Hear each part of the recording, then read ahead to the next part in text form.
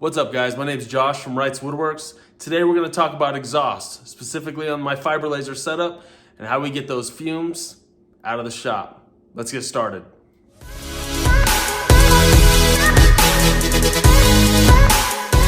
Alright guys, so today we're going to talk about the exhaust system I set up for our fiber laser area in the shop. Up until about 6 weeks ago, I only had one 30-watt fiber from OMTECH.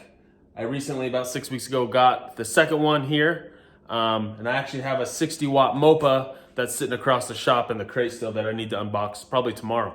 I needed a exhaust system. When I first started with the 30-watt, I didn't have an exhaust system. I don't need it. It doesn't really matter. There's nothing that's going to come off of it.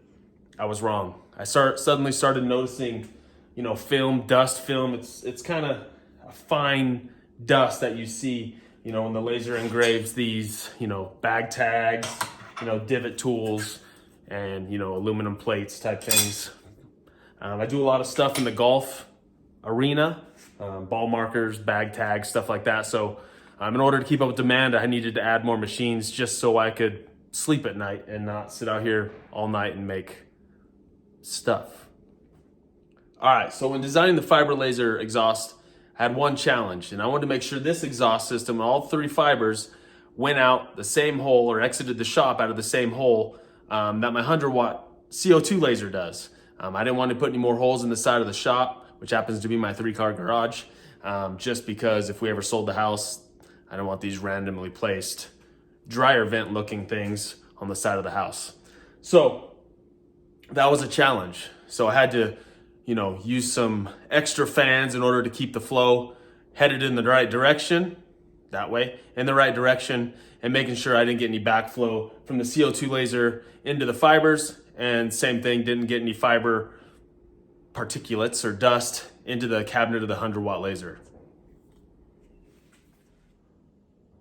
All right, for the exhaust system, I got most of the parts actually at Lowe's, except the fans and the blast gates. I got these on Amazon and also the fan on Amazon. All the rest of the parts came from Lowe's, probably available at all the big box stores, whatever's available to you in your local area.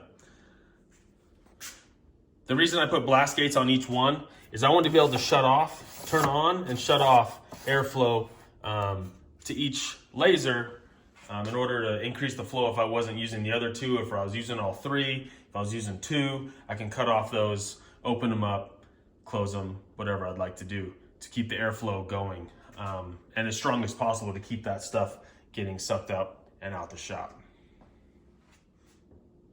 So putting up the tin pipe isn't the cheapest option. Obviously, you only really need the flexi hose and your fan and to go out. I wanted something a little bit more easier on the eye. Looked nice. I have a lot of customers that come in the shop, pick up their stuff. I talk to them about their orders. So I wanted something that looked nice, that wasn't too cheesy, and was more appealing to the eye. So for this part of the exhaust, this is actually like the 2nd or 3rd rendition of this part. I actually learned a few things. This fan right here, the 6-inch fan, didn't really exist in the first edition. We weren't getting enough airflow. So originally, this exhaust went from, this is all 4-inch ducting, 4-inch flexi hose out. And this went from 4-inch all the way down right here and out to my 6-inch fan located behind the 100-watt laser with, a conversion from 4-inch to 6-inch. It wasn't enough pressure. I got a lot of suction out of the first one, and it diminished as we went down the line. So that wasn't going to work. So then I changed it to put a fan here, still 4-inch. It goes directly into 6-inch with a fan here, and now it's 6-inch all the way out. And that helped a lot. A lot of suction increased from that. However, in this whole setup, I do have 3 fans, and I'll show you why here in a second. All right, as I mentioned, in the exhaust for the fiber laser / CO2, they're combined. I have one fan here that runs down behind the CNC machine to the back of the 100-watt laser. There's another 6-inch fan right there in the same line as the first one. This goes into a Y connector, which is connected with another fan on the top of the Y directly from the 100-watt laser. So this flexi hose right here comes off the 100-watt laser into the top of the Y with a fan. So that eliminates any backflow off the fiber laser, and this fan prevents any 100-watt stuff going back to the fiber laser system back behind the CNC machine.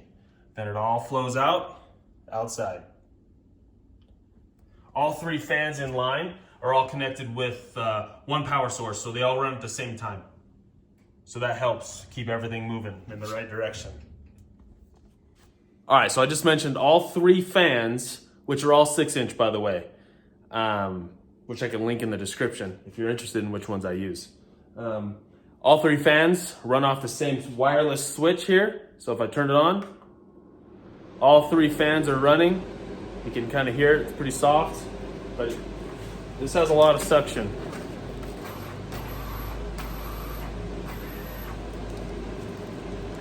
It works like a dream. Okay, so if I could do this again, I'd change a couple things. First of all, I would go 6-inch the whole way through and eliminate the 4-inch. That was kind of a bottleneck here, which needed the booster fan in order to pull enough to create suction on all 3 ports.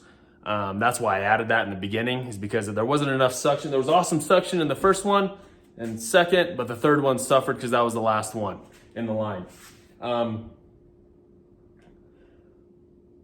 So that's what I would change. I'd go 6-inch the whole thing.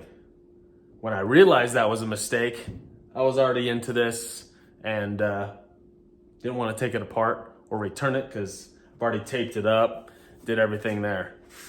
So I was kind of living with it, if you will. So that's the first thing I'd change.